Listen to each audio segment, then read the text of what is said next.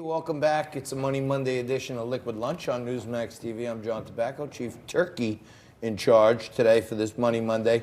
And we have this continuing theme. Hey, look, the people go, no one's done anything inappropriate yet, which is nice, but we do have passersby who are happy to be on live television. We've been talking today about this news out that over the next 10 or 20 years is going to be a whole bunch of baby boomers who are going to be leaving us, and they're going to be leaving these homes behind. And a lot of the millennials and those up-and-comers are not actually looking to buy homes. So there could be a glut, or as our producer Nico would say, a gluten of homes on the market. Or as our technical director Kyle would say, a glutton.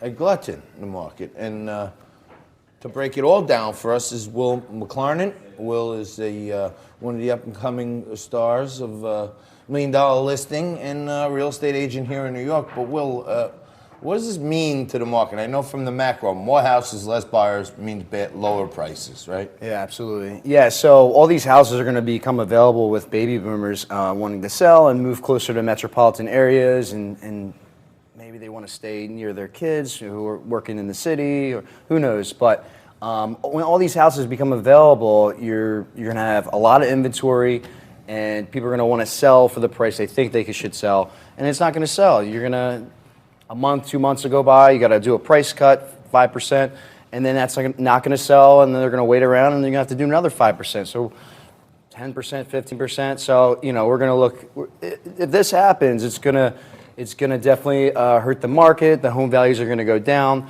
and of course it won't be good. Well, it might be good for you guys because the value buyers will come out of the woodwork, and people, if interest rates stay low, yeah, then more people have access to cash. If housing prices are low, they may take a little more real estate risk, right? Absolutely, yeah. People, the investors will snatch up more homes, and it'll be great for investors because they'll be able to get a low entry point, whether they want to flip a home or rent it out, and they'll get a good return on their investment. So, William, I think this forthcoming housing glut probably applies less to cities like New York than some places like Arizona, Florida, where there are a larger number of senior citizens moving and ultimately vacating their homes, either because they're downsizing or because they're passing on to the great hereafter.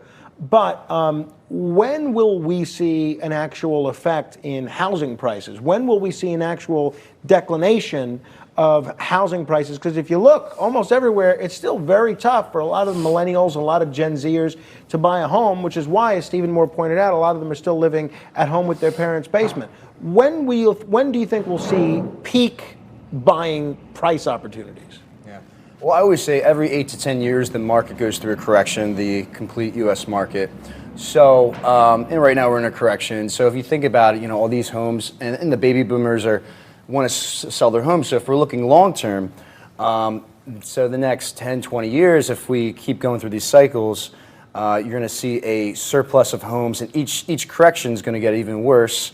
But they say over time, the market will always go up. So, at the end of these corrections, they're just going to be more volatile. You're going to see a lot of homes stuck on the market, and a lot of people having to cut their prices. And these baby boomers, they're selling their homes because they're still working. People aren't retiring anymore, and they're looking to cash in to possibly retire or cash in for that nest egg. And there's a big exodus of people leaving places like New York and other high-tax states. Where are people going now? What states are the markets getting good? Yeah, you look at these mid-sized towns like Dallas or Austin, some of these like smaller, like about to be very huge cities. So they're ideal because you can get in at a decent rate, still have a really good job, and ride the market as it goes up. Whereas places like New York City or San Francisco, we're up pretty high, and the profit margins may not be as substantial as if you were in a mid-sized city. One of the changes that we've seen over the last 2 years is the tax code has changed so that if you used to be able to deduct your mortgage interest and your local property taxes, now you're only able to deduct up to $10,000 in taxes. I'm curious, the high tax states, New York, New Jersey, California, maybe Connecticut, have we seen an exodus of high income earners and middle income earners in those states? And has that led in those states to any sort of decline in kind of top tier real estate value? Yeah, absolutely. The taxes here in New York are high, and a lot of people are, if they have the option to move out, if their career can take them any place, why not? So they're moving out of New York, where they made a lot of money, and going, if you're in the medical field, they could live anywhere. So they're going to a mid-sized town like Austin or anything like that, and they're able to make just almost as good money and lower taxes, and they're able to not be taxed as high. All right. Well, it's going to be interesting. That's good news. Now, It's good news for whom? Well, it's good news for places like Austin. Yeah. Where, I think Texas has like the #1 fastest employment. Their population is growing the fastest.